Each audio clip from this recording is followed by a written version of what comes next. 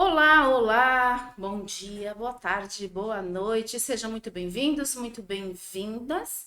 Eu sou Ive Fávero e hoje vou falar, junto com a Cat e a Mari, a respeito da saúde mental de crianças e adolescentes.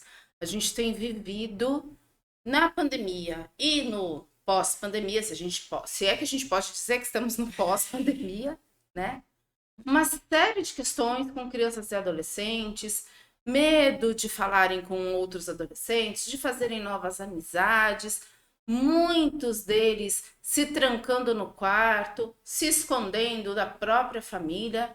Na verdade, um monte de coisa acontecendo com essas crianças e adolescentes, e tudo isso envolve saúde mental. Então, bem-vinda, Cat, tudo bem? Obrigada, Eve. Bem, tudo bem. Mari, tudo bem com você? Bem-vinda. Olá, tudo bem? Que bom que tá tudo bem. Bom, a Mari tem um sobrinho, né? Não sei se já tá passando por essas fases aí de se esconder, de não contar, de ter medo de fazer novos amigos. Eu tenho uma sobrinha de 12 anos e ela passou por uma fasezinha complicadinha e tenho atendido muitas crianças com baixa autoestima, com medo de conversar. Elas dizem muitas vezes, e é uma coisa recorrente, parece que todas elas aprenderam a mesma frase, né? Não sei conversar, tenho medo de não ser ouvida pelas outras pessoas, tenho bafo, tenho chulé, tenho isso, tenho aquilo, tenho aquilo, tenho aquilo, tenho aquilo. Olha, uma lista de reclamações dessas crianças e crianças assim, a partir dos 8 anos, não é? Não são nem as muito pequenininhas e nem as muito adolescentes. É o pessoal aí do meio termo, mas que já tem demonstrado bastante dificuldade no relacionamento com o outro. Eu penso É, assim. bom, Fala, Mari, por para o favor. ímpar. Oh, meu Deus! Por favor. Então, o meu sobrinho ele tem 5 anos. Então, a fase que ele está ainda é aquela das descobertas, né? Interagindo na escola. Então, tá tranquilo essa questão da socialização, né, para ele. Mas essa fase aí, a intermediária, né, que já não está na adolescência, mas já saiu daquela primeira infância, eu acho mesmo que ela é mais desafiadora para as crianças, né, porque elas já ficam mais longe da proteção dos pais e também nem são tão autossuficientes, né, independentes para estarem sozinhas e tem que agir por elas mesmas. Então, eu acredito que essa condição traga a elas a insegurança, mas essa insegurança talvez venha pelo excesso de proteção, pelo excesso de cuidado. Também. Eu tenho um pouco, uma visão assim um pouco diferente. Todos nós somos adolescentes, né? Opa! E nós passamos por todas essas inseguranças. Só que eram tempos diferentes, né? Não existiam bloqueios e internet para que nós criássemos modelos distorcidos. Que eu acho que hoje o que está acontecendo é que existe tanta distorção nas informações que a criança, quando ela não consegue, principalmente quando está chegando na fase da adolescência, ela não consegue se encaixar ali num padrão e ela não vai se encaixar mesmo, porque um vai ser mais alto, outro vai ser mais baixo, outro vai ser mais gordo. Então, toda essa diferença, só que existe um padrão que hoje é vendido como o certo, né, como o único padrão aceito, e elas olham para aquilo porque elas passam muito tempo diante das telas. Não que isso seja ruim, por um lado, sim, a tecnologia é boa para algumas coisas e para outras não, mas as crianças, elas meio que vem vindo com uma distorção da realidade. Nós brincávamos mais entre nós nos resolvíamos mais, mas as inseguranças delas existiam. Sim. Porque eu lembro de ter 13 anos, de ser uma magricela com meio desajeitada e me sentia insegura com relação àquilo, né? E eu vejo que isso não mudou. O que mudou são os exemplos, né? A gente tem essa super proteção para alguns, mas para outros, os pais não estão nem aí. Eles não estão preocupados em olhar para o filho com carinho, com afeto e olhar para aquilo como não é normal seu filho estar trancado dentro do quarto, sua filha estar trancada dentro do quarto, sem ser um ser, nós somos um ser social, sem Exato. ter essa rede dentro das escolas, dentro do esporte, seja lá onde for, ela precisa ter amigos, né? Exatamente. Reais, e Reais. não ídolos na internet. Uma coisa que eu tenho notado bastante é assim, as crianças até 6, 7, 8 anos, elas ainda conseguem se socializar melhor, mais rapidamente. Se a gente solta, Sem travas. né?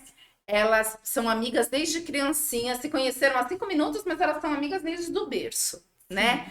A impressão que a gente tem é essa. E é ótimo isso, né? Porque aí ela mostra quem ela é como criança, sem preconceito, sem traumas, sem travas, Sim. né?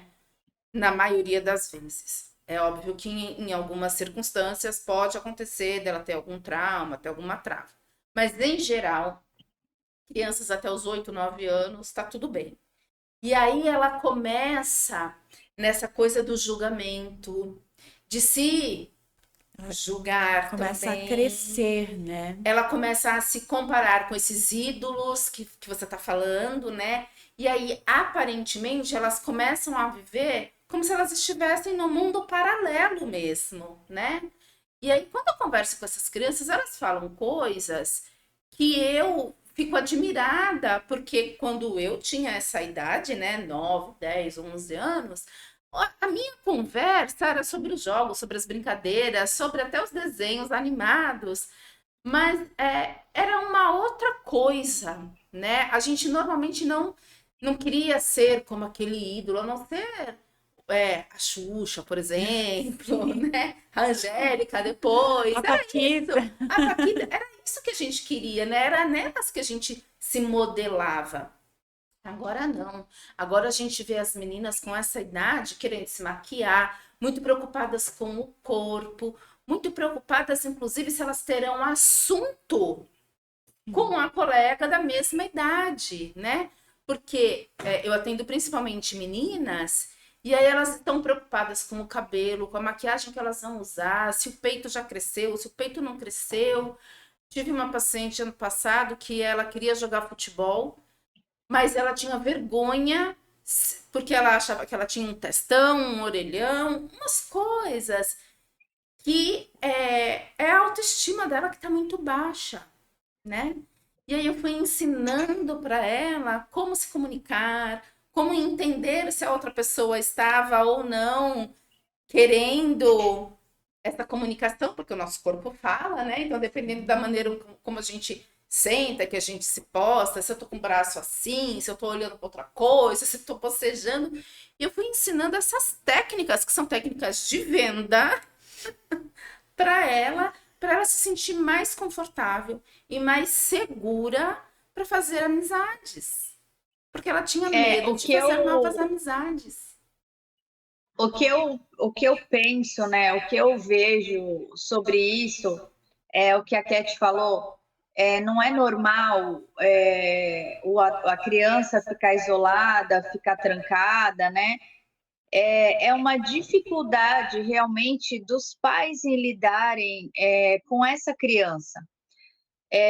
A tecnologia veio, a tecnologia é importante. Agora, com a pandemia, então, teve um avanço aí, né, que teve uma aceleração desse conhecimento, desse avanço tecnológico, e veio muito rápido. Então é como se fosse um tsunami, né? Quando a onda chega e você não sabe o que fazer, você não se preparou, você não sabe como lidar, você não sabe para onde você vai correr. Então, eu acredito que o que aconteça hoje é o excesso disso e os pais não saberem lidar com isso. Os tempos são outros, sim, mas nós temos. Por que nós temos crianças plugadas, conectadas no celular o tempo inteiro? Porque nós temos adultos conectados no celular o tempo inteiro, né? Hoje em dia, felizmente ou infelizmente, a gente não vive sem o celular. É como se fosse um balãozinho de oxigênio, assim, a gente precisa disso. Então, essa falta do exercício, do olho no olho, da conversa, da troca, ela não existe mais. E assim, nós fomos colocados num mundo gigantesco, né? O nosso mundinho, ele era a nossa casa, a nossa família e a escola. E aí hoje, com a tecnologia, com a internet, com o acesso à rede social, a gente tem acesso a tudo a todo o tempo. E isso faz com que a gente não consiga administrar essas informações, que elas não venham dosadas. Então, por isso que eu acredito que nós temos aí crianças que estão sendo, não, assim, nem tenho a palavra para isso, né? Elas estão sendo tratadas como adultas, né? Elas estão, por exemplo, a maquiagem, né? A roupa, o cabelo. Essa é uma preocupação que a gente ia ter lá na adolescência, com 15, 14 anos, né? E as mães, né? Os pais em geral, as crianças pedem, eles não conseguem ali limitar ou frustrar, não é a hora, não é o momento, até para a criança não ficar diferente de todas as outras. Então, houve aí uma padronização do tudo, né?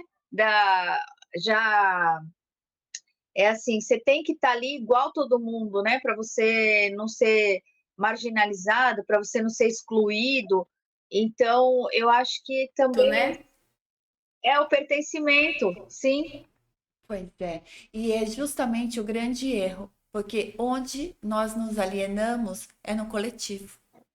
Nós nos alienamos no coletivo. Coletivo tão necessário, porque somos seres humanos e vivemos em Sim. comunidade, como falamos Mas no é sociais, justamente né? programa onde anterior. gera aquele sentimento de manada que você tem que ser igual a todo mundo. Então, se está todo mundo fazendo, colocando cílios, colocando boca, você vai ali naquele caminho e vão ficando todos iguais. E eu acredito que seja essa modelagem distorcida que as crianças estão vendo hoje e estão caminhando para isso, se preocupando cada vez mais com a aparência externa, E não como com se o fosse interno. isso que realmente importasse, e não com a inteligência emocional, com o autoconhecimento, com crescer ali mais próximo da sua essência, porque é isso que vai te fazer verdadeiramente feliz, Isso. né? Se você sair for cada vez mais distante da sua essência, com certeza você vai ser um adulto triste. Exatamente. Então é melhor começar a tratar isso bem cedo, que os pais se preocupem com isso, ali nos primeiros sinais, para que vá desenvolvendo a educação emocional daquela criança, para que ela seja o que ela quiser ser, como ela for. Agora, Fisicamente. tem uma questão aí também, né, Cat? Porque será que esses pais percebem também esse movimento tão facilmente? Porque se a gente vive esse padrão, padrão é padrão, né? Começa pela repetição do nome do personagem da novela ou do filme. Aí depois vem pelo jeito de vestir daquele personagem ou daqueles personagens, daquelas pessoas que estão sendo modeladas. Aí vem o comportamento, que a gente também. E aí eu falo a gente porque, de maneira geral, a gente começa a repetir os jargões, né? E como eu não vejo televisão, então eu fico assim, Oi? Também não Oi? assisto. Não entendi, né? Não entendi. Mas a gente começa a perceber que as pessoas começam a repetir determinadas palavras. E quando eu falo as pessoas, eu estou falando desde as crianças até os adultos. E aí parece mesmo que a gente vive na Matrix, em um mundo paralelo, né? E essas crianças começam a se sentir culpadas por serem diferentes, Todos somos diferentes. Cada né? um é de um Cada um é jeito. de um jeito. E aí a gente não tem educação emocional nas escolas, a gente não tem educação emocional nas famílias, a gente não tem educação emocional nas igrejas, né? Nos ambientes em que essas crianças frequentam. E aí elas, muitas vezes, se não for olhado, se não for tratado, se não for cuidado, elas crescem tristes e pior do que isso. Muitas vezes elas são diagnosticadas como hiperativas, como autistas, com vários CIDs aí, como se elas tivessem várias doenças, vários problemas, quando na verdade São só são inseguranças. inseguranças. É Inseguranças autoestima comuns baixa. que acontecem nessa fase de transição dos 8, 9 Eu lembro quando eu até. tinha 12 Eu anos que nada também. servia, que ficava tudo Oh, estranho, usava duas calças jeans para me pra ser um ficar pouquinho maiorzinho. maiorzinha. Enfim, e todo mundo é diferente, né? Nós, na adolescência, não estamos satisfeitos mesmo de verdade Até porque nada conosco. serve. Vamos falar sério, gente. Nada Sim, serve. nós somos Nós esquisitos somos mesmo. estranhos. Ah, o corpo tá mudando, a voz, hora tá grossona, hora tá fininha, né? As coisas vão acontecendo e a gente vai mudando. E é importante que os pais reforcem aquilo que é positivo nos seus filhos, vão deixando esse reforço do negativo um pouco mais para trás, assim, vá observando e olhando, nossa, hoje seu cabelo tá maravilhoso, hoje Ainda que ele esteja do jeito que ele quer, né? Que nem o sim, meu, ele não fica do jeito que ele importa. quer. Vai fazendo, vai ali, colocando, apimentando esse caminhar, né? Se você ajudá-los nesse caminhar, você consegue tornar esse caminho um pouco mais seguro. Mais E aí suave. sim, essa criança talvez tenha alguns transtornos no futuro, mas que não vão ser gerados por causa dessa insegurança natural Uhum. que todo mundo vai passar, Todo né? mundo. Mas eu acredito também que, devido a essa exposição, padronização, o coletivo, o efeito manada, existe aí também nos pais aquela questão de querer que o filho esteja sempre bem, que o filho seja o melhor. Então, existe também muita cobrança, né?